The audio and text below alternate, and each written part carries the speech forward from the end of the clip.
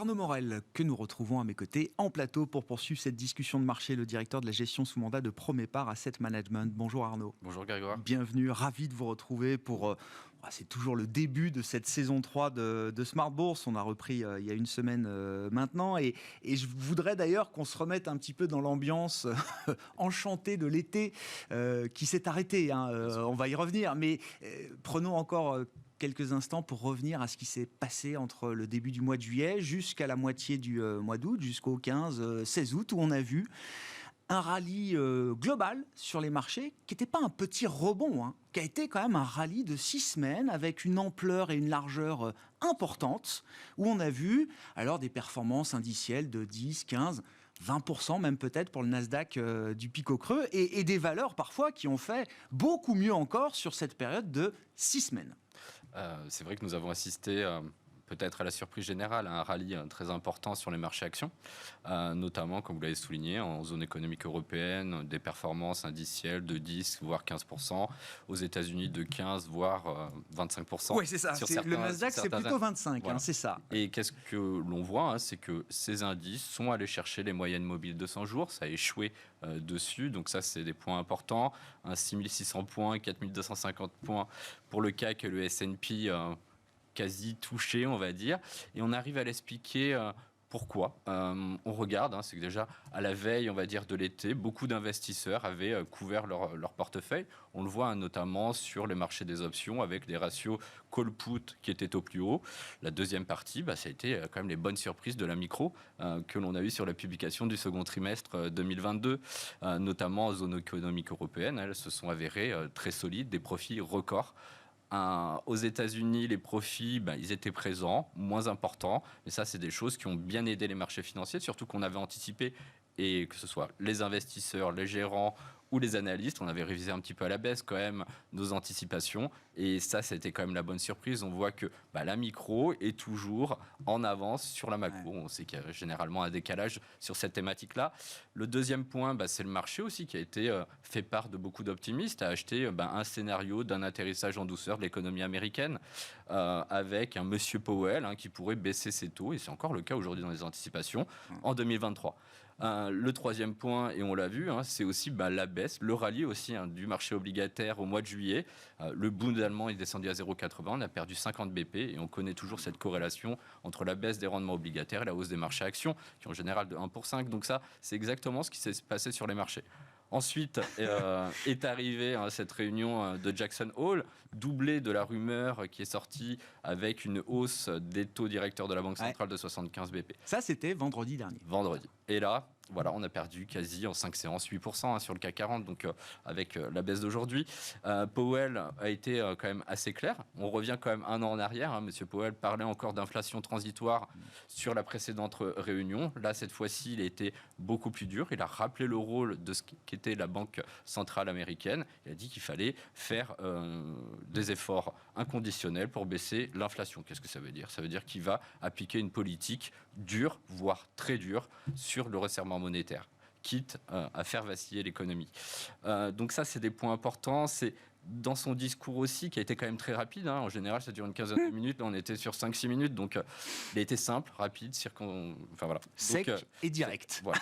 Et il a fait quand même des références à Volcker. Donc, on prend toujours ce parallèle des années 70-80. Volcker, c'est le président de la Banque centrale fin 70, début années 80, qui n'a pas hésité à maintenir une politique monétaire avec des taux élevés face à une inflation qui était quand même importante, quitte à mettre l'économie de côté. Et on a vu un marché de l'emploi qui avait fortement dérété et une économie qui avait connu une forte récession. Et il le rappelle aussi, Jérôme Powell, parce que c'est le couple des années 70. La légende de Paul Volcker n'existe que parce qu'il y a eu Arthur Burns auparavant, qui lui est resté trop complaisant face au risque inflationniste. Et c'est bien ça que Jérôme Powell a souligné. J'ai été trop complaisant, on me l'a suffisamment reproché avec tout le narratif autour du transitoire, etc. Aujourd'hui, je ne vais pas répéter cette erreur. Et s'il faut faire de l'over-tightening, peut-être, eh ben, comptez sur moi, je serai là. Exactement. Le marché a acheté Burns, on va dire, pendant le mois de l'été. Powell a rappelé la réalité et le scénario Walker. Donc ça, c'est les choses qui sont en train d'être mises en place. On le voit aujourd'hui sur ce qui se passe sur les rendements obligataires. Ouais. On le voit sur les marchés actions. On voit les valeurs technologiques qui sont également fortement attaquées. Le rallye boursier d'été qui est revenu à quasi zéro, puisqu'on revient sur les niveaux Nasdaq avant été, CAC 40 sur les mêmes niveaux. Donc tout ça, c'est quand même beaucoup d'éléments. C'est un dur retour à la réalité. Ouais. On sait que la rentrée va être difficile. Sur les résultats, parce que là aussi, quand même, c'est le fondamental et qui, à un moment, se retrouve dans les marchés. Vous l'avez dit, les résultats du deuxième trimestre ont encore été bons. Alors, on peut peut-être détailler un peu sectoriellement, en Europe et aux États-Unis, les secteurs qui vous ont marqué, du bon côté, voire du mauvais côté. Et puis, vous l'avez dit d'un mot, notamment en Europe, on continue de voir des révisions à la hausse des bénéfices pour cette année, mais peut-être également pour l'an prochain encore. Exactement. Alors déjà, en prélude, c'est de voir le constat. Le constat, c'est des profits records en zone économique européenne. Ça a été souligné précédemment avec Pernod Ricard. Donc, aux États-Unis, on voit par contre que ça cale un petit peu sur la croissance des profits. Le point important, c'est qu'en zone économique européenne, les résultats ont dépassé de 10% le consensus, qui est quand même très très important, et seulement de 4% aux États-Unis. Le point à souligner, c'est quand même, on a un tiers des boîtes en zone économique européenne qui ont loupé le consensus. C'est la moyenne historique des 10 ans, ça on est d'accord. Mais ce n'est pas ce qu'on avait vu sur les 6 derniers quarters dans les publications. Donc on voit quand même qu'il y a une légère détérioration, c'est quand même un point à souligner et à monitorer pour les prochaines séquences boursières. Ensuite, en termes de révision, c'est assez simple. Aux États-Unis, et vous le disiez, on a aujourd'hui un Dow Jones qui est entendu en croissance de bénéfices pour 2022 en négatif. D'accord. On a une révision également sur 2023. C'est des choses qu'on n'avait pas vues quand même sur les marchés depuis pratiquement 5 ans. La même chose sur la zone économique européenne, sauf que les révisions sont haussières. On attend 14% sur le Stoxx 50, même 29% sur le CAC 40. Et les révisions sont également haussières, sur un degré moindre bien sûr, mais sur l'année 2023. Et c'est là tout le paradigme aujourd'hui sur les marchés financiers, c'est de se dire quel va être le challenge des mois et des semaines à venir. C'est-à-dire, est-ce que la macro va s'améliorer ? Ou le deuxième point, est-ce que les croissances bénéficiaires, les anticipations de croissance bénéficiaire vont baisser ? Nous, on partage plutôt, je pense, la deuxième option. Il y a une fragilité là derrière ces révisions à la hausse des bénéfices pour l'Europe. Exactement. On le voit sur la macro aujourd'hui, il y a une détérioration importante sur l'ensemble des zones géographiques, surtout avec des pays partenaires comme la Chine. Donc, intrinsèquement, on peut imaginer et même anticiper des croissances de BPA qui vont se réduire dans les prochaines semaines. Et ça va être tous les enjeux, on va dire, des prochaines semaines avant les publications du T3. Oui, et puis dans quelle mesure c'est toujours la question, le mot récession, là, le mot le plus recherché sur Google depuis quelques mois. Mais la question, c'est de quel type de récession on parle. Est-ce que c'est une récession modérée sur 2 trimestres ? Est-ce que c'est plus sévère que ça, plus proche d'une dépression économique que qu'une récession qui viendrait corriger les excès cycliques peut-être des 2 dernières années ? C'est ça. Ouais. C'est de se dire aujourd'hui, est-ce que, et ça va être les prochaines questions, l'inflation, le pic d'inflation, je pense qu'on va passer, c'est passé, c'est plus le sujet, c'est aujourd'hui, c'est de se dire dans quel état va-t-on avoir l'économie dans les prochains mois et quel va être l'impact sur la micro, quel est le nerf de la guerre de la bourse. Pour revenir sur les révisions boursières, aux États-Unis, on n'a qu'un seul secteur qui a été révisé à la hausse sur les 2 derniers mois, c'est le secteur de l'énergie, pétrole et gaz.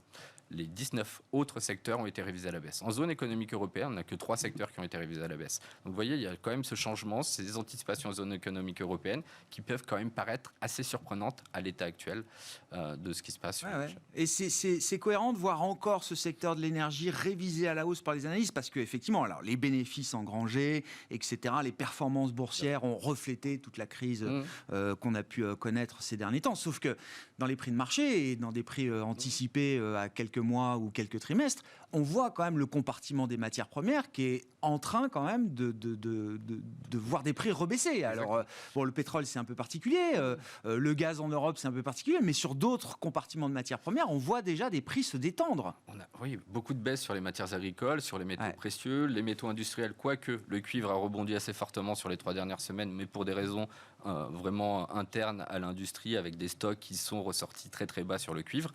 Mais sinon, c'est de se dire aujourd'hui, d'avoir aujourd'hui un secteur oil and gas en révision haussière, moi, ça me paraît cohérent. Pourquoi ? Aujourd'hui, vous avez les publications, les majors pétrolières européennes. Qu'est-ce que ça a fait ? Ça a fait, sur les marges de raffinage, 3 fois en comparaison à un an. et de quarter à quarter, c'est x2.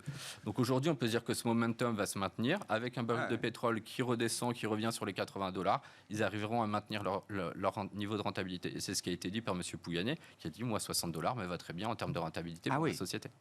Jusqu'à 60, ça va très bien. Oui, très bien. On est largement au-delà. Donc, sur le plan d'investissement, par exemple, s'il faut quand même choisir un peu ses combats, c'est le but. Voilà, déjà, qu'est-ce que vous avez fait dans les portefeuilles cet été avec ce plus 10, moins 10 là comment vous avez géré ça? Et puis, donc, je comprends que l'énergie est peut-être un secteur sur lequel on peut encore compter pour quelques temps. Alors, on a renforcé sur la baisse des prix de pétrole quand il y a eu, on va dire, un faux pas sur l'été. On a renforcé sur une majeure pétrolière qui est Galp, qui est arrivée sur un niveau de valorisation intéressant, qui avait dérété de 25% par rapport à ses points hauts. Ce qu'on a fait, et pas beaucoup de choses au cours de l'été, le point important, c'est en revenant vers le 20 août, c'est de regarder les niveaux de cours. Et quand on voit Apple à 168, qui run de pratiquement 120 à 168, on a pris nos bénéfices sur Apple, clairement, avec des niveaux de valorisation. On a un Nasdaq qui revient à 25 fois les bénéfices. On a pris 3 points de PE sur les 2 derniers mois. Le marché s'est renchéri.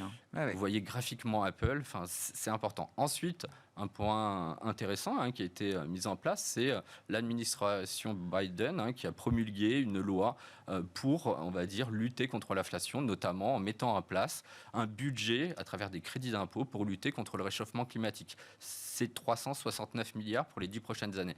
C'est le plan fédéral le plus important qui a été jamais connu historiquement. Donc, point important, c'est de regarder et de faire ce qu'on connaît. Nous connaissons bien chez Promépar les énergies alternatives, notamment la partie solaire. Et les solaires, aujourd'hui, quand on regarde le mécanisme, comme il est fait, c'est des crédits d'impôt qui sont mis en place. On a une visibilité car c'est sur les 10 prochaines années, donc ils appellent ça l'ITC solaire. Avant, c'était juste sur 2 années, vous aviez des tranches. La première année, c'était 26% de crédit d'impôt, 10% la seconde année. Là, on a 10% pour les 10 prochaines années, 30% de crédit d'impôt. Donc c'est une visibilité qu'on n'a jamais connue sur le solaire aux États-Unis, qui est quand même l'activité dans les énergies alternatives la plus rentable. Donc on a acheté du First Solar. Oui, c'est ça, parce que ce sera du made in America, bien sûr. Non, bien sûr, c'est exactement ça. Donc First Solar, producteur de panneaux solaires et qui en plus a une technologie qui est le thin film et n'est pas dépendant, on va dire, de la matière première du silicium, qui est quand même très rare et qui connaît des prix de hausse très importants, qui est sur le tellurure de kalium, qui a le taux de conversion à travers l'énergie solaire qui est collectée et transformée en énergie le plus important par rapport à du PV silicium. Donc ça, c'est les points importants. First Solar, c'est une darling, c'est une société qui a traversé toutes les crises, crise de 2008, crise de 2011 avec le dumping chinois sur les panneaux solaires.